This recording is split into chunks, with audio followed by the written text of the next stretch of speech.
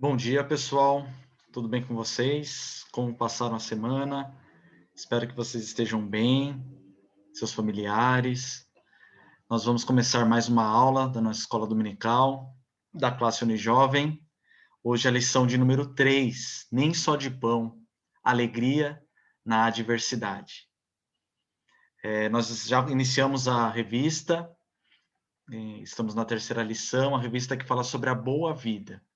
Uma vida boa é aquela centrada em Deus, não em riqueza, status, não depende das situações, das circunstâncias, como a gente vai estudar hoje, mas depende sim de uma dependência, uma vida dependente de Deus, centrada nos planos de Deus, e é isso que a gente vai aprender nessa revista, nesse trimestre, que seja abençoador para a minha vida, para a sua vida. Vamos orar?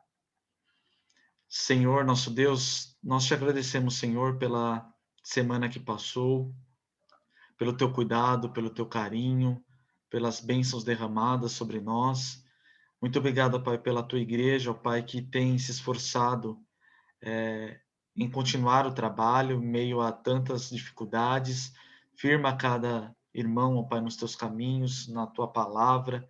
Abençoe a nossa aula, usa-me, Senhor, como um canal de bênção para transmitir aquilo que o Senhor quer nos ensinar, ó Pai, esta manhã. Ó Pai, abençoe os jovens da nossa igreja, aqueles que estão desanimados, ó Pai, reanima, Senhor, fortalece aqueles que estão firmes, ó Pai, que continuem na jornada, na caminhada, abençoando, edificando a nossa igreja. Muito obrigado, Pai, pela bênção que eles são no nosso meio. Abençoe os sonhos de cada um, a família de cada um, os estudos, o namoro, as amizades, tudo, Senhor, todos os planos deles que estejam debaixo da tua vontade, centrados em Ti, Senhor. Em especial pedimos pelo reverendo Wellington, Senhor, que o Senhor esteja, Senhor, abençoando ali a vida dele, cuidando dele, Senhor. Sabemos, ó Pai, o quanto teu servo é amado e especial para nós, o quanto ele é importante, ó Pai, no trabalho ali da congregação, na nossa igreja. Cuida, Senhor Deus, da sua família e ajuda, Senhor, não só ele, mas tantas pessoas e famílias que têm sofrido por causa dessa doença, Senhor. Dá-nos uma aula abençoada e um domingo, Senhor, na tua presença. Perdoa os nossos pecados em nome de Jesus. Amém. Então, irmãos, hoje a gente vai falar um pouquinho sobre a alegria na adversidade. Como estar contente, como ter alegria no meio das dificuldades do dia a dia, da vida, em meio à dor, em meio ao luto, em meio ao sofrimento, em meio a sonhos não realizados. É possível estar contente, ter alegria nessas situações? Isso é ter uma boa vida? A boa vida é isenta de problemas? A boa vida está ligada realmente ao que a gente tem ou o que a gente é? Ter ou ser? Eis a questão. E para começar, nós vamos ler o texto base da nossa lição. Está em Filipenses 4, de 11 a 13. Um texto muito conhecido da palavra de Deus. Olha só o que Paulo diz. Muito importante as palavras dele. Diz assim: digo isto não por causa da pobreza, porque aprendi a viver contente em toda e qualquer situação.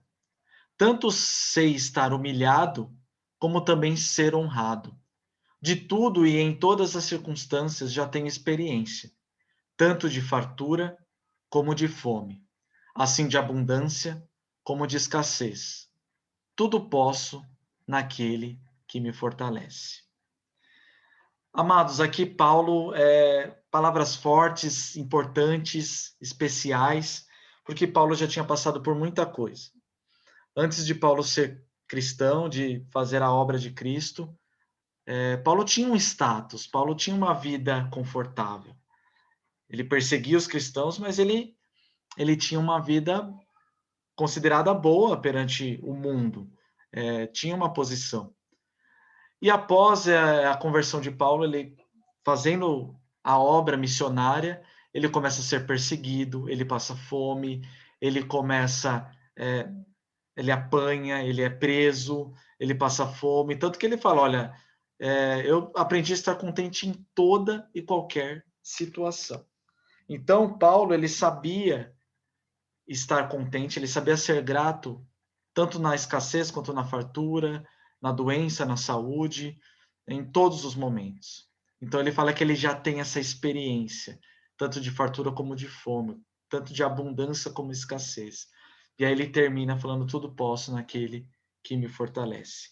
E aí muitos pregadores, igrejas que pregam a prosperidade, a teologia da prosperidade, falam: ó, tudo posso naquele que me fortalece, quer dizer que você vai ficar rico, vai adquirir, vai ter o carro do ano, vai conseguir ter uma casa, aquela mansão, aquela casa top, falando assim, deturpando o versículo para algo material. E esse Paulo finalizando com tudo posso naquele que me fortalece, quer dizer que ele tudo pode suportar, que ele tudo pode passar, porque ele sabe quem fortalece ele, a vida dele, é Deus. Então, esse tudo posso que me fortalece eu posso passar por qualquer adversidade, qualquer provação. Vai ser difícil, eu vou chorar, não vai ser fácil, eu sou ser humano, mas eu posso suportar, porque eu tudo posso naquele que me fortalece. E a introdução da lição fala isso, que nesse mundo caído, nós estamos sujeitos às adversidades, muitas delas graves e prolongadas. Muitos irmãos nossos, muitas pessoas, muitos cristãos, passam por momentos difíceis a longo prazo. Uma doença a longo prazo, situações difíceis a longo prazo, outras por um período pequeno, mas todo mundo passa por momentos difíceis e de aflições. Luto, coloquei aqui, ó, a lição coloca pra gente: luto, enfermidades crônicas, fracassos amorosos e financeiros, sonhos não realizados. A lista é longa. Você pode aí escrever no papel ou lembrar tantos momentos difíceis que você já passou ou está passando. Mas aí vem a pergunta: o que dizer da vida marcada por adversidade? Ela não é boa? A vida boa, ela não inclui momentos difíceis, problemas, aflições, provações? E passamos aqui para o primeiro tópico da lição, mais importante que a própria vida. A noção de que uma vida é boa é aquela que desfruta de prosperidade constante, isenta de problemas e adversidades, é consequência de uma visão materialista. Nós vivemos num mundo materialista, o ser humano tem tendência, né, ao materialismo, a ter, a possuir, ao status. Então, por causa dessa visão mundana, a gente associa que a vida é boa se eu tenho dinheiro. A vida é boa pelo que eu possuo, não pelo que eu sou. A vida é boa pelo que eu conquisto, pelo meu cargo, pela minha posição, pelo meu status. Isso vem de uma visão materialista. Então, acredita-se que as pessoas que não têm status, que têm poucos recursos, acredita-se que elas são infelizes. Como você pode ser feliz com a geladeira vazia? Como pode ser feliz com pouco dinheiro? Como pode ser feliz sem ter um carro do ano, uma casa na praia? Aí aqui o terceiro tópico diz pra gente, ó, a verdade é que a boa vida está mais ligada ao contentamento e à confiança em Deus que nos guarda do que o acúmulo de riquezas. As riquezas vão passar. Status, você pode ser o presidente da empresa, o bambambam, bam, bam, o top. E do dia para a noite você ser demitido. Ou seus investimentos no banco, toda a sua renda, você perder tudo. Como é que fica? Tem casos de pessoas, de empresários, que até tiram a própria vida, se matam, se suicidam, porque perderam suas empresas, seu dinheiro no banco, seus investimentos, porque a vida tá, o coração tá no que possui, não está em Deus, não está nas coisas que realmente importam, que são mais importantes que a própria vida. Então, essa visão materialista nos mostra, olha, você tem que possuir, você tem que ser o primeiro, você tem que conquistar, você tem que ser sempre, né, subir, subir, subir, conquistar, conquistar. Não, como eu já falei em outras aulas, não é errado você querer uma vida melhor, você querer ser o melhor na empresa, você galgar uma promoção, nada disso, né? O cristão ele tem que dar o seu melhor mesmo para a honra e glória do nosso Deus. Mas o nosso coração não pode estar naquilo que a gente tem, naquilo que a gente conquista. Materialistas acreditam que o que somos é determinado pelo que temos. Ter ou ser, eis a questão. Hoje em dia, o ter é mais importante do que ser, né? Se eu tenho mais muitos seguidores, milhões de seguidores, se eu tenho uma conta bancária cheia, se eu tenho uma roupa de marca, se eu tenho fama, se eu tenho tudo ter, tudo ter. E o ser? E o ser, que é o mais importante? Quem eu sou? O que eu tenho plantado no coração de cada pessoa que convive comigo? O que eu tenho feito para levar o amor de Deus? Os frutos do Espírito estão evidentes na minha vida? Longanimidade, paciência, bondade, alegria. Alegria é um dos frutos do Espírito. Alegria. Eu tenho demonstrado essa alegria em toda e qualquer situação, no meio da adversidade. E aí vem essa relação de status versus valor. Celebridades e pessoas ricas não possuem mais valor que outras pessoas, tampouco são melhores que elas. Mas o mundo determina o status. Pessoas que têm status são mais importantes, são mais relevantes. Ah, eu tenho que seguir aquela pessoa no Instagram. Não, porque ela é top, olha só. E as coisas que muitas vezes o que ela publica, as fotos, as mensagens, nada nos edifica.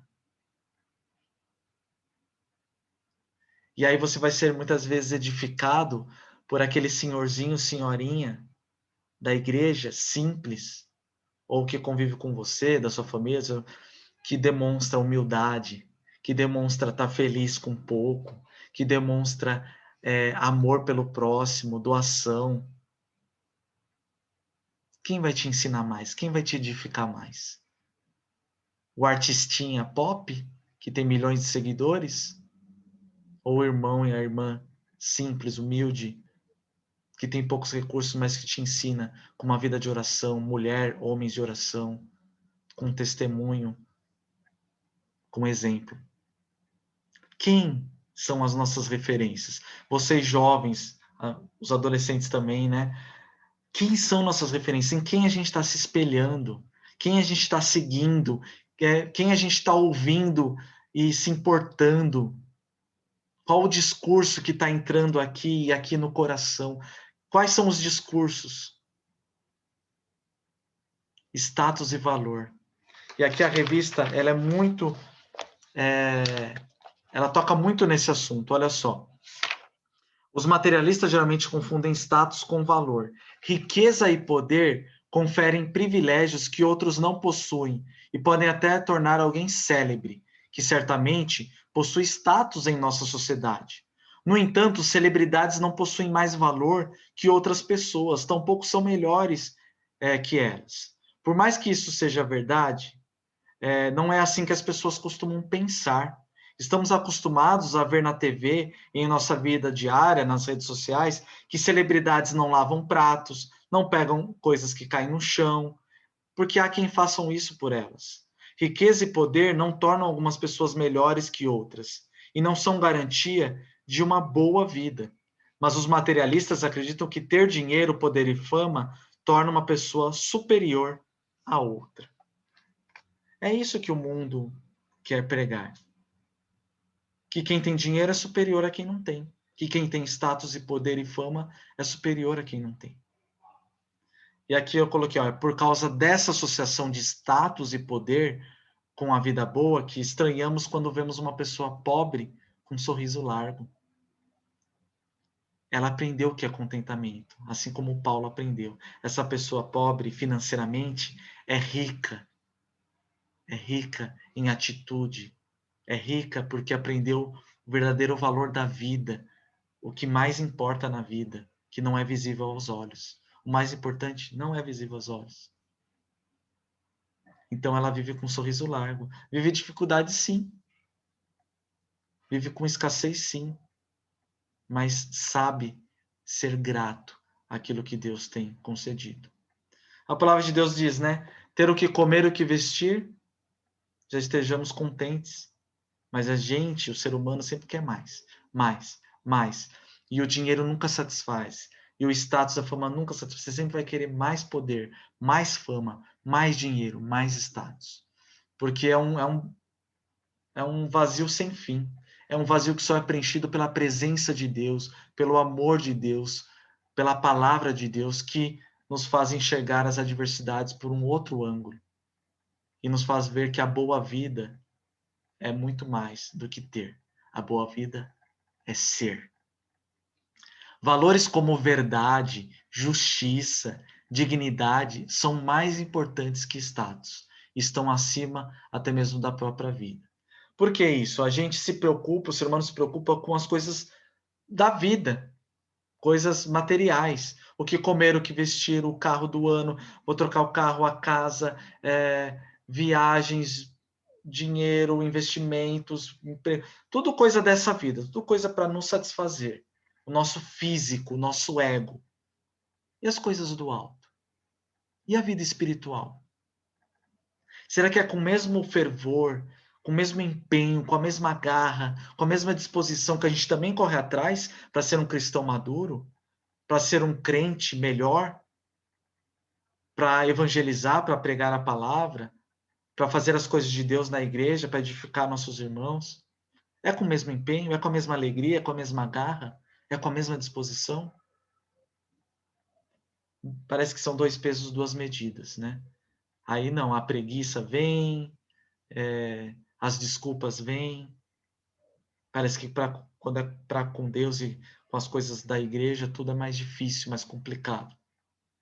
A igreja de Cristo precisa anunciar e testemunhar que a medida da boa vida não está naquilo que possui.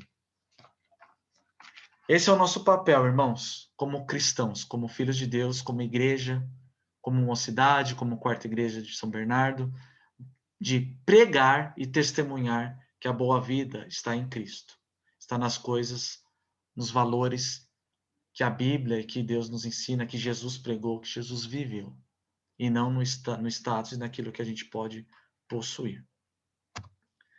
E aí o segundo ponto da revista fala que a boa vida nas adversidades. Na introdução foi falado que passamos por várias adversidades, luto, enfermidades, desilusões amorosas, problemas financeiros e aí por diante. Lá na lição 1, que eu dei para os amados, a primeira lição da revista, nós aprendemos que o nosso caráter não é determinado pelas circunstâncias, mas se expressa por nossa reação a elas.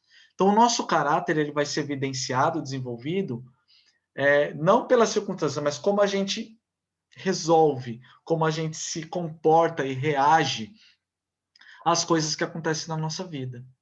Ao luto, à dor, ao desemprego, aos momentos difíceis, às provações. A maneira como eu vou reagir, como você vai reagir, vai mostrar o nosso caráter, nossa vida com Deus.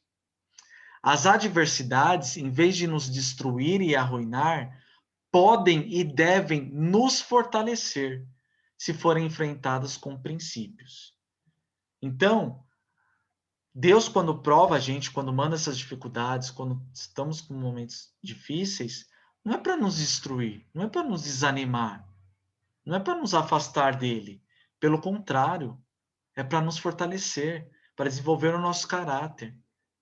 Mas isso só é possível se nós enfrentarmos a adversidade com princípios bíblicos, com princípios que vêm de Deus, com a visão bíblica e não com a visão do mundo.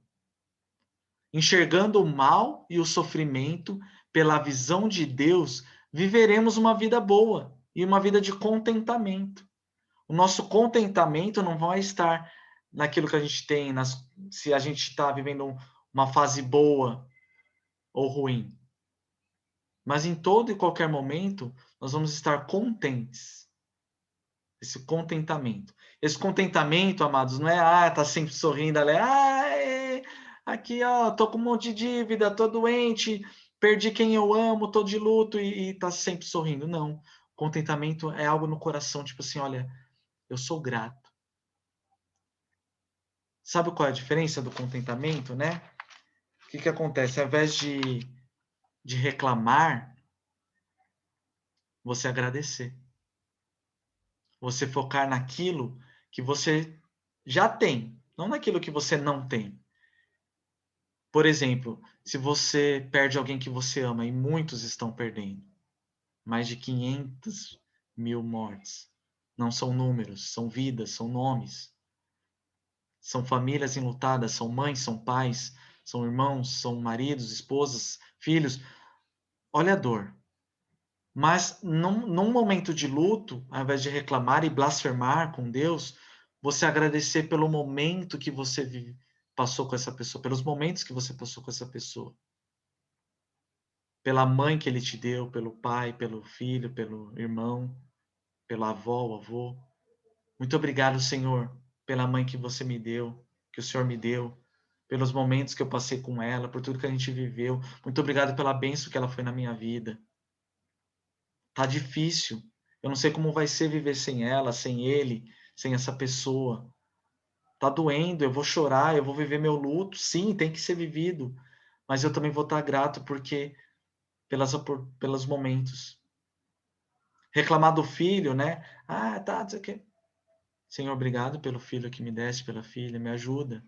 E aí sim, assim por diante. Reclamar do trabalho, esse trabalho, esse chefe. Obrigado, Senhor, porque eu não estou desempregado. Obrigado, Senhor, porque desse trabalho que está difícil, que tem um chefe assim, que tem um colega que quer puxar meu tapete, mas é dele que vem o sustento do meu lar. Obrigado, Senhor, porque no meio da pandemia o Senhor tem preservado o meu emprego. E assim por diante, né? Isso é contentamento. Você saber ser grato pelo que você possui. O problema é que o ser humano, nós ficamos vendo sempre o do outro. O carro do outro é melhor, né? A família do outro é mais feliz, a casa do outro é maior, é mais bonita, as viagens que o outro faz são mais divertidas, são para lugares mais caros, né? E aí vai olhando sempre o outro e esquece de olhar para o que Deus já te deu, pelo que Deus já fez na sua vida, pelas doenças que ele já te livrou, pelo mal que ele já te livrou, pela família que ele te deu, tudo, tudo. Então, essa é a visão que a gente tem que ter. Então, vamos ver aqui, a lição nos mostra alguns princípios. A gente tem que ter essa boa vida nas adversidades, e a gente vai aprender a viver essa boa vida com contentamento, se a gente vivê-la com alguns princípios. E aqui o primeiro princípio, ser grato. Falei um pouquinho agora. Seja grato. Ser grato a Deus por tudo que somos e temos já é um bom remédio. A gratidão é uma das principais virtudes do ser humano. Gratidão. Primeira gratidão é que Deus enviou seu filho para te salvar, para me salvar na cruz, morte de cruz, pagou o preço, alto preço. Esse é o maior presente, a maior bênção. Então, só por isso a gente tem que ser grato e viver para Ele e nos esforçarmos para ter uma vida com Deus cada vez melhor. E aí o que eu falei, foque mais naquilo que você tem do que aquilo que você não tem. Isso vai te ajudar muito, esse exercício vai te ajudar. Escreva, né? Digite, escreva, pense em tudo aquilo que Deus já tem te dado, tudo aquilo que você já possui, que já é suficiente, que já é muito mais do que você precisa. Seja grato, tenha um coração agradecido. Aprender a viver contente com o que tem já é uma grande bênção. Você não vai sentir inveja de nada e de ninguém, porque você vai estar satisfeito. É uma virtude que está em falta hoje em dia. Paulo sabia viver contente nos dois extremos, no muito e no pouco. Então, ou seja, em todas as situações, como já foi explicado aqui no início da lição, Paulo aprendeu isso. E com esse versículo, com essa lição, está nos ensinando que nós precisamos estar contentes em toda e qualquer situação. E aí o que eu expliquei, né? Tudo posso naquele que me fortalece é sobre contentamento, é sobre enfrentar toda e qualquer situação, e não sobre prosperidade. Né? Pega só o final do versículo, tudo posso naquele que me fortalece, né? Põe um adesivo no carro, põe no notebook, na capa da Bíblia, escreve lá no Instagram, no Face, mas esse tudo posso que naquele que me fortalece, não é de prosperidade não, amado. É de saber estar contente em toda e qualquer situação, sabendo que aquele que te fortalece é Deus. E você vai saber e poder enfrentar qualquer situação. Então, primeiro princípio, seja grato, coração agradecido. Segundo princípio, reconheça a soberania de Deus. Deus é soberano. Tu és soberano sobre a terra, sobre os céus tu és Senhor absoluto. E apesar dessa glória que tem, tu te importas comigo também. Ele é soberano. Nada foge da sua soberana vontade. Nada está longe, fora do seu controle. Ele continua sendo Deus, ele continua sendo bom, ele continua sendo um Deus amoroso, misericordioso. O nosso sofrimento aumenta e é ainda mais difícil quando nos comportamos como aqueles que não creem em Deus. Aqueles que não creem em Deus, que não creem na soberania de Deus, não vai saber enfrentar o luto, a escassez, os momentos difíceis, porque vai ter um olhar materialista. Vai achar que Deus apenas criou o mundo, deixou a gente por si só e não tem nada com isso. Você está passando momentos difíceis? Se vira. Eu falo, te vira-te. Nenhum seriado que tem. Te vira-te, se vira. Não. Deus é o criador de todas as coisas, das nossas vidas, mas ele ainda se importa, ele ainda cuida, ele ainda controla e sempre vai controlar. Tudo está debaixo do teu poder, do teu senhorio, da tua soberania. Reconheça, então, amado, que Deus é soberano e está no controle de todas as coisas, até mesmo dos dias maus. E aí é difícil a gente pensar, poxa, Senhor, o Senhor está no controle, mas olha, mais de 500 mil mortes. Senhor, estou sofrendo, olha quantas pessoas, olha quantos amados. E aí a gente está desassociando Deus, né, disso, de tudo que a gente está passando, de tudo que o mundo e o Brasil está vivendo. Mas todas as coisas cooperam para aqueles que amam a Deus. Deus tem um propósito com todas as coisas. Deus está presente no sofrimento, nos dias bons, nos dias maus. Deus nos ensina. E essa pandemia tem nos ensinado muitas coisas. Em família, igreja, vida com Deus, suportar os dias maus, estarmos firmes ou não em Cristo. Terceiro princípio, dê valor correto às coisas. Cada coisa tem o seu valor, sua medida, sua proporção. Então não valorize mais coisas do que pessoas. Não coloque seu coração em nada, senão em Deus. Nosso coração deve estar em Deus, nas coisas do alto. Você deve desfrutar das bênçãos divinas, sim, e ser grato por elas, mas não deve colocar nelas seu coração. Você deve ser grato pelo tudo que você conquistou, seus bens, sua casa, sua família, né, seus investimentos, seu emprego, sua promoção, seu carro, suas viagens, suas conquistas, sua graduação, pós-graduação, seu doutorado, e aí sim por diante, você tem que ser grato sim, comemorar, desfrutar, mas não colocar o seu coração nessas coisas. Porque se você perder, se você não tiver mais, e aí? Acabou sua vida. Porque você colocou tudo aquilo.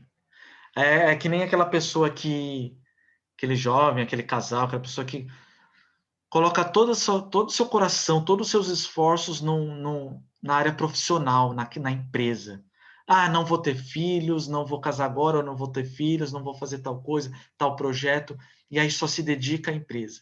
Aí a empresa fecha, a empresa fale, ou se não, te dá um pé na bunda, te demite, você perdeu o chão. Você deixou de viver outras coisas importantes porque você valorizou, colocou seu coração apenas no trabalho,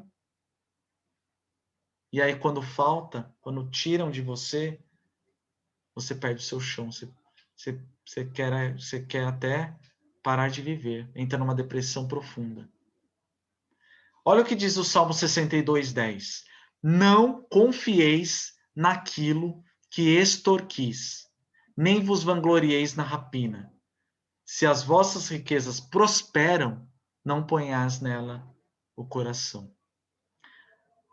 Então, ou seja, não é pecado o dinheiro, mas sim um amor a ele, já foi dito, né?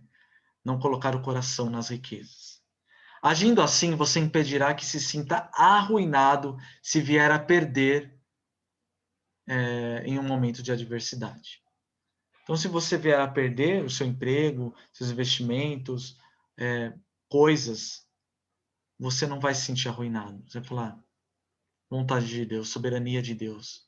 Deus me deu, Deus tirou, Deus tem um outro propósito, uma outra missão, em outro lugar, outra empresa, né? E aí ver as coisas pela visão bíblica, pela visão de Deus, com os valores corretos que a gente está aprendendo aqui nessa lição.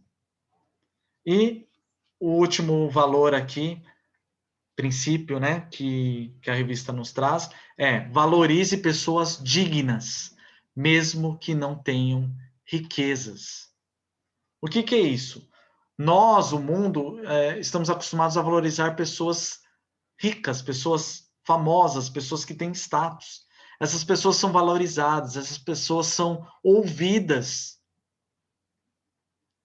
Ah, fulano comprou tal vestido, aí todo mundo compra. Tá usando tal tênis, aquele tênis termina em menos de 2, 3 dias. Ah, falou tal coisa, ah, deixou de seguir tal. Ah, também vou deixar de seguir. Então as pessoas começam o quê? A seguir aquelas pessoas, não só no Instagram, nas redes sociais, mas começam a querer ser a pessoa, querer fazer o que ela faz, querer comprar o que ela compra, querer agir como ela age. A Bíblia nos ensina a dar a todos o que lhes é devido. A quem honra, honra. Romanos 13:7. Quem nós temos seguido? Quem nós temos imitado? Na Bíblia nós temos muitos exemplos. Pessoas a seguir, atitudes a seguir. Homens e mulheres de fé, heróis da fé. E aí a gente está seguindo e dando mais ouvido à mídia, a famosos, a influenciadores, nada a ver do que a palavra de Deus, do que irmãos nossos. A gente também tem que ter exemplo na igreja, na família, no nosso dia a dia. Olha, aquele irmão é exemplo para mim de oração. Eu quero orar como ele ora, assim, essa vida de oração. Olha só aqueles pais, aquela família da igreja. Eu quero ter uma família assim. Não é inveja, amados. Não é uma questão de inveja, invejar a pessoa, mas questão de ter como exemplo. Olha, me ajuda, eu quero ter essa vida de oração que você tem. Eu quero também ajudar como você ajuda. Eu quero abençoar como você abençoa. Na questão de ter exemplos. Nós precisamos de referência. Nossas crianças, nossos adolescentes, jovens também precisam de referência. Será que nós temos referências boas? Muitos não têm riquezas e não são ídolos pop, mas são pessoas honradas, dignas, e que têm muito a nos ensinar em nossa caminhada cristã. É o que eu falei. Um irmãozinho, uma irmãzinha simples, ele vai te ensinar muito mais do que muitos artistas aí que a gente segue. Portanto, a boa vida é realizada na capacidade de nos agarrarmos à verdade e à dignidade humana que se encontra nessa verdade.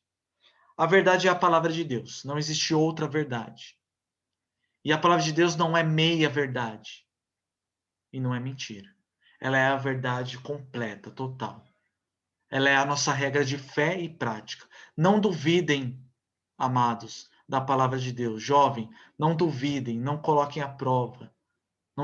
Não desconfiem. A palavra de Deus é a verdade. Ela continua sendo a palavra de Deus, continua sendo a verdade. Venha qualquer onda que for, venha qualquer momento, né, que estamos vivendo, moderno, pós-moderno, né, costumes que queiram impor para a gente, continua sendo a palavra de Deus. E nós devemos seguir essa palavra. Os princípios estão aí. Aqui foram só 4 princípios, mas tem muito mais. Busque na palavra de Deus, busque em Deus os princípios, as verdades, os valores que vão fazer você viver uma boa vida, que vão encher o seu coração de alegria, de contentamento, de gratidão por tudo que Deus tem feito nas nossas vidas. Conclusão e aplicação. O que é uma vida verdadeiramente boa? A simples satisfação de nossos instintos físicos está muito aquém do que precisamos. Vida boa não é ter. Nosso valor não é medido pelo que temos, mas pelo que somos. E nós somos quem? Nós somos criados à imagem de Deus. E nós, povo de Deus, somos quem? Somos povo de propriedade exclusiva de Deus. Somos filhos de Deus. Então, isso já é motivo de eterna gratidão. O crente pode viver em todo tipo de circunstâncias com contentamento. Por causa de quê? Da suficiência de Cristo. Contentamento é isso, amado. É estarmos satisfeitos em Cristo, não em nós mesmos ou no que possuímos. É uma dependência de Cristo.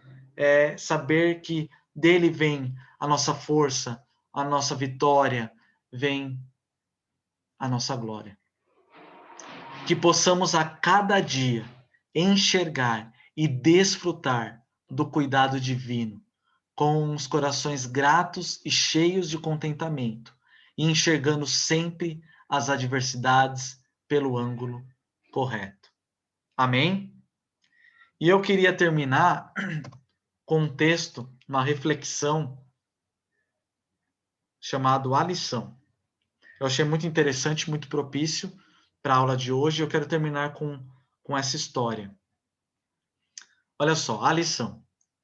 Um pai muito rico, muitas posses, em uma situação muito confortável de vida, resolveu dar uma lição ao seu filho, ensinando o que é ser pobre. Então, eles ficaram hospedados por alguns dias numa casa bem simples de uma família de camponeses. O menino passou 3 dias e 3 noites vivendo no campo, naquela casa simples, humilde, pobre, junto com aquela família. No carro, voltando para a cidade e para sua mansão, sua luxuosa vida e casa, o pai lhe perguntou para o filho: Filho, como foi a experiência? Boa, respondeu o filho. E o que você aprendeu? Insistiu o pai. Pai, eu aprendi que nós temos um cachorro e eles têm 4. Que nós temos uma piscina com água tratada, que chega até metade do nosso quintal. Eles têm um rio sem fim, de água cristalina, onde tem peixinhos e tantas belezas. Aprendi que nós importamos lustres do Oriente para iluminar nosso jardim, enquanto eles têm as estrelas e a lua para iluminá-los. Aprendi que o nosso quintal chega até o muro. O quintal deles, pai, chega até o horizonte. Compramos nossa comida e esquentamos nosso lanche, nossa comida, no micro-ondas. Eles cozinham no fogão a lenha. Ouvimos nossas músicas nos aplicativos, de celular, Eles ouvem a sinfonia de pássaros, sapos, grilos, tudo isso às vezes acompanhado pelo sonoro canto de um vizinho trabalhando em sua terra. Para nos protegermos, vivemos rodeados por um muro e cheio de alarmes. Eles vivem com suas portas abertas, protegidos pela amizade de seus vizinhos. Vivemos conectados ao celular e ao computador, sempre plugados e neuroticamente atualizados. Eles estão conectados à vida, ao céu, ao sol, à água, ao campo, aos animais, às suas sombras e principalmente à sua família. O pai ficou impressionado com a profundidade de seu filho. Então o filho terminou. Obrigado, pai, por ter me ensinado o quanto somos pobres. Com essa reflexão, eu termino a aula de hoje. Que Deus abençoe o seu domingo, a sua semana, a sua vida, a sua família. Amém? Obrigado pela atenção. Até a próxima.